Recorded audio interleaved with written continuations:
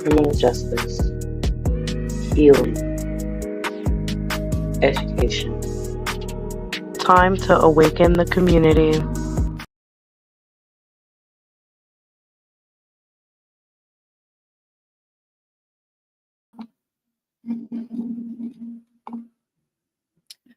Good morning, afternoon, evening, wherever you are currently watching.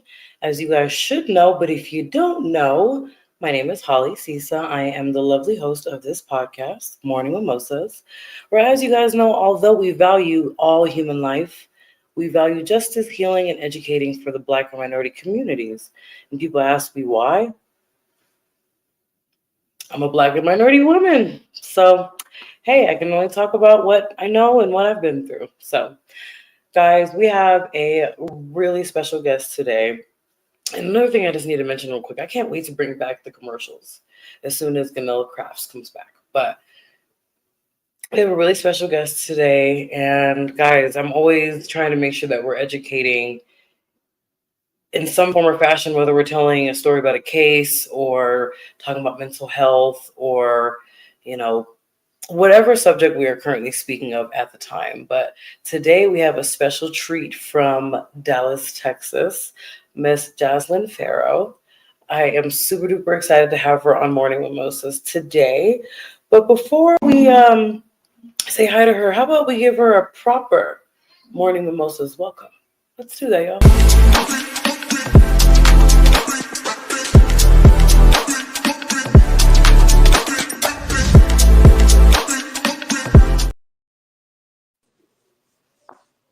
Okay.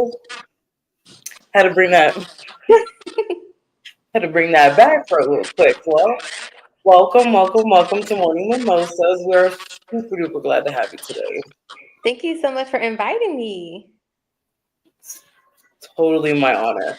But before we get started, obviously, when we're doing these episodes and obviously talking about stuff like credit and stuff that we're going to be educating, we first want to get to know the guest that we are talking to first, right? Because that's who will be giving us the information, and we hear about the person first. So before we start talking about the nitty gritty, how about you tell the Morning Mimosa viewers a little bit about who you are? Okay, well, my name is Jaslyn Farrow, and I've been in the credit repair financial avenue for the past 4 years. Prior to coming into credit repair, I had horrible credit, and I was on the verge of filing bankruptcy because, way back when, I was in a really bad domestic violence relationship, and it was so bad one time, I ended up losing my apartment, and me and my kids had to stay at a domestic violence women's shelter. So during that time, obviously I faced eviction. I lost my car at the time. Like everything just went downhill for me. So it wasn't until I found credit repair and somebody helped me fix my credit in 4 months and I was able to purchase a home for me and my son. Got me from a 490 all the way up to a 670. Now, mind you, all the, domestic violence stuff that happened like around 8 years prior, but I had to live with family. I couldn't even get anything due to just my horrible credit. So I was able to finally purchase a home. And when I saw that, credit repair helped me, I wanted to be a blessing to others and help other people that were having a hard time trying to get approved for things because I am an example that it works. That credit repair legitimately changed my life, and now it's my career. This is what I do full time. So I'm just blessed to be able to impact people and be able to help people go from less than perfect credit to being able to get into their dream homes or vehicles. That is absolutely beautiful. I'm sorry that you had to go through all of that, but it looks like it brought you to your purpose today. So, I mean, that's the positive part about everything. Yes. So, let's get right into the nitty gritty of credit. Why is credit so important living in America? I know that's a very generic question, but obviously we need it. So, I'll let you have the floor Right. with that one. So, as you know, like credit is recession proof. Like it is not going anywhere. Tell me a time where they're gonna stop requiring a credit report for you to get into an apartment or a car because it's just not gonna happen. You need credit for just everyday life living. The quality of life that you want to have is going to be based on your credit and your credit score. Just even to get a job nowadays, they're doing credit checks. So your credit plays such a huge part in your life and you definitely need to make sure it's priority. Even just for business, if you want to start a business, you need to have good business credit. Credit's just all around us, and it is really important that you know what your credit score is, so you know how to maneuver in the things that you want to be able to achieve in this life. Absolutely. So for those people who don't even know where to start with, building their credit, or if their credit score is low, where does a person like that begin? So there's a couple options out there. The free options I'll tell you is myannualcreditreport.com. During COVID, and actually still right now, they are letting people be able to get their credit reports on a weekly basis for free. View your credit report. Look for any discrepancies that are on your report, anything that's not reporting accurately. Those things can be disputed. You can also go to Credit Karma. That's a free app. People like to say Credit Karma is not accurate. The thing is, it's a Vantage score, right? So only 10% of lenders are actually looking at your Vantage. Your FICO scoring model, that's going to be what most lenders pull from. So it's not that Credit Karma isn't accurate. It's just it's a different score. But the items on your Credit Karma report, for the most part, are going to be accurate. So look on there and see what kind of negative items are showing up. You can also download the Experian app. That one you're going to pay for. You get Experian. You also can upgrade for the other two bureaus to show as well. That's where you can view your credit report as well. So the first step is always know what's on your credit. People who have good credit, you know what they're doing at 7 in the morning when they wake up? They are checking their credit every single day because they want to make sure that their credit is still up to par. When you have less than perfect credit, you're not logging in. I was one of those people. I did not check my credit for months because I just felt hopeless. I knew my credit score was in the 500s. I can't get nothing, no way. I don't need to look at it. But you have to determine when is enough enough. You need to take accountability. Understand, hey, you made mistakes in the past, but there's nothing too heavy on your report that can't get disputed. There's always a chance to recover and make better financial decisions, but you got to know where to start. And knowing what's on your credit report is the first step. So for those, first and foremost, thank you for that information.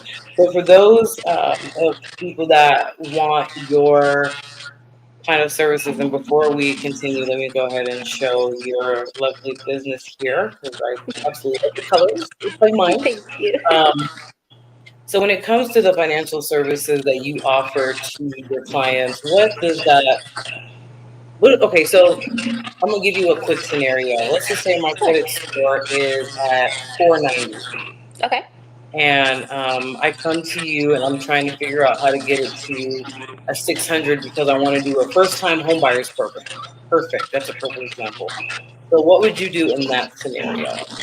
Right, so we're gonna go over which payment plans work for you. And here's another thing: I do charge one-time payments, but I also offer Afterpay and Klarna. Because I understand some people, are living paycheck to paycheck. It's hard times out here. Some people can't pay that one-time payment. So I make it easier for people to be able to break up their payments on long times. And I feel like I'm pretty affordable compared to other competitors. But based off what's on your credit report is really where we're going to start. Because regular collections, an example, like cell phone bills, electric companies, payday loans, stuff like that, is going to be one price.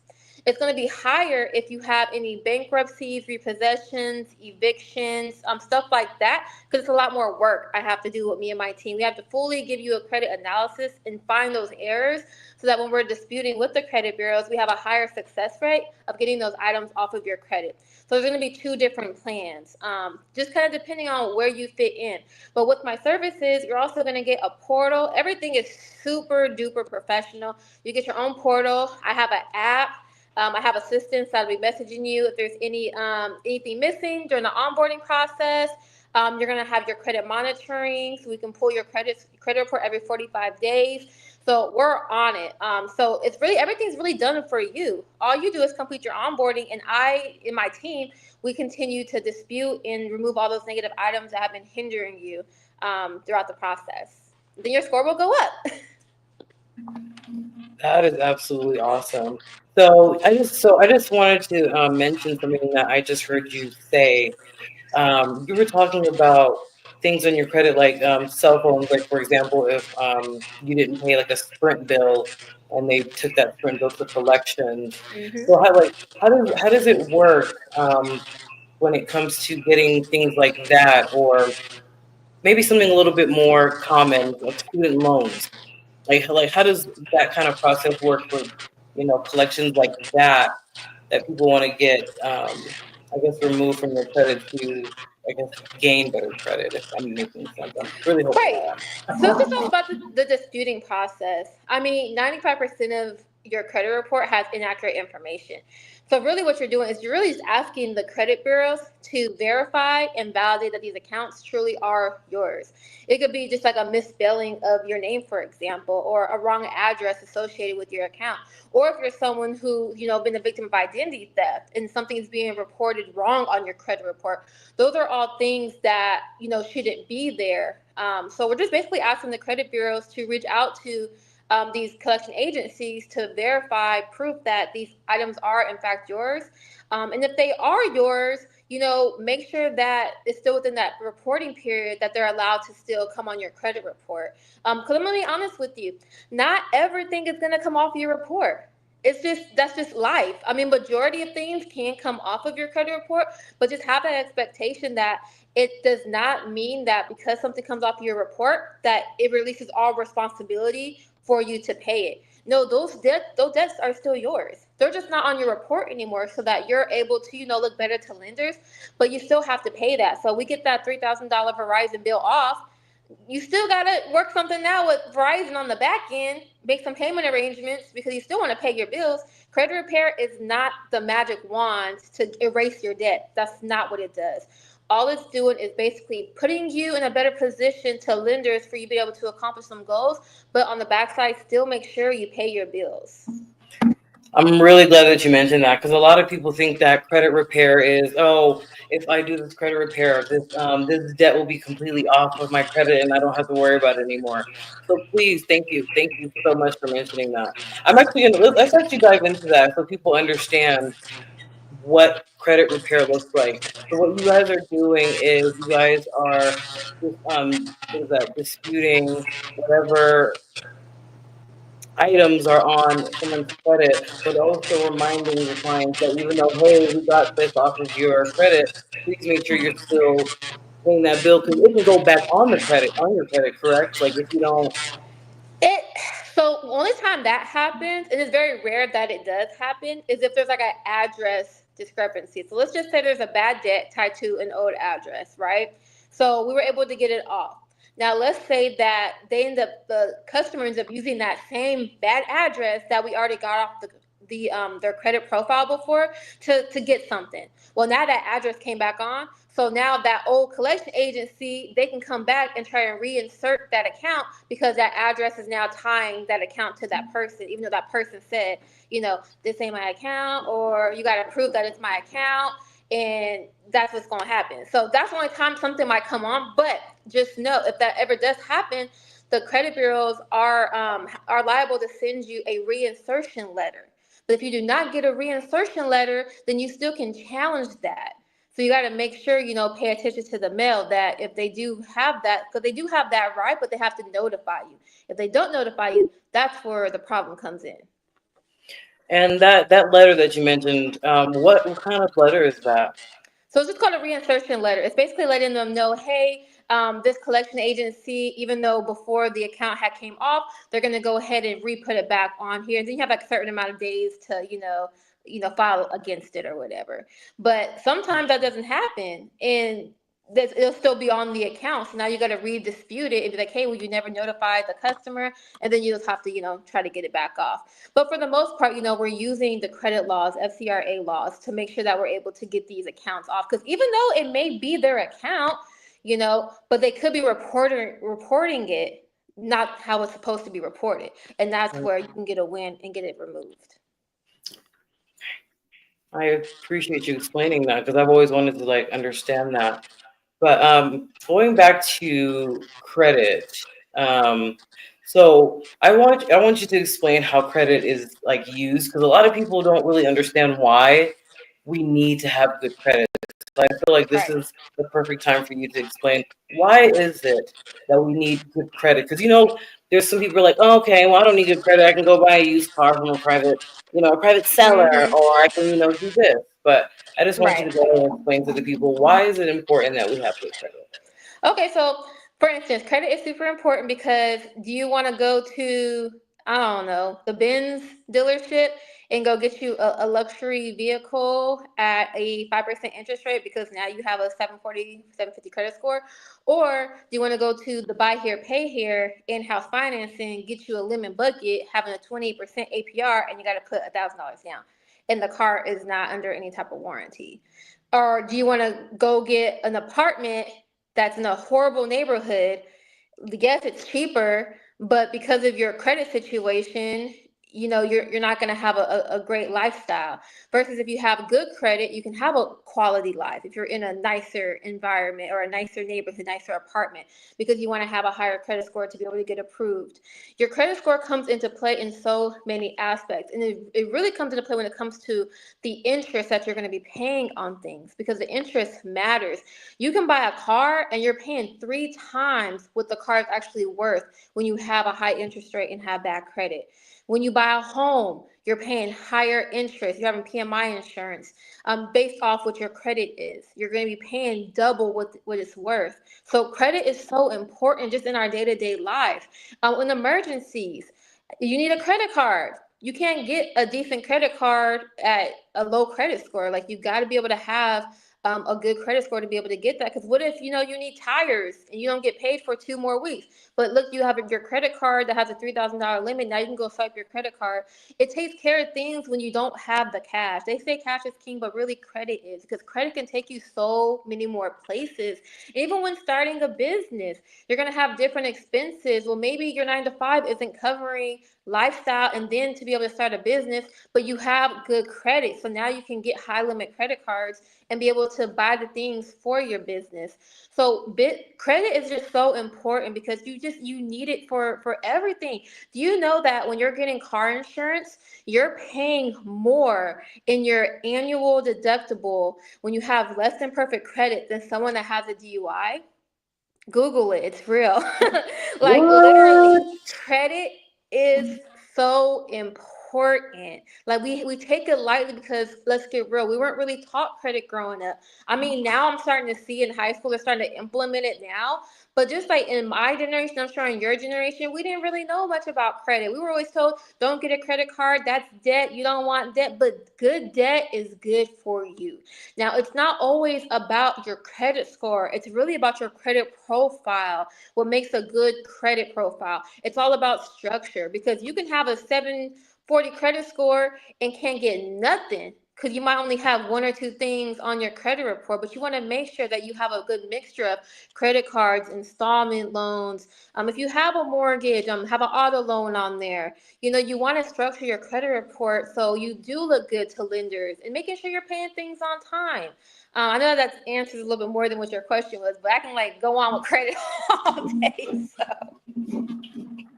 No, you're okay. No, you definitely answered the question because a lot of people, they truly want to know what is the need for this. Because, America is the only country that does credit. So, a lot of people, especially when they come here, they're very, very confused on, I'm talking about like minorities that come here. They're very, very confused Mhm. on, where do I get started, building credit when I just came fresh from, Africa or Indonesia Right. or China. So, I just wanted to ask you, do you have foreign clientele that you've had to try to help assist, like guide them through credit because they just came here from America and they didn't know where to start?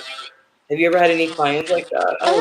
I've had one, um, but what I do is I'm removing negative items. Throughout the process of a customer coming in who needs their credit score to go up, I'll offer them credit builder tools, secured cards to help build their credit.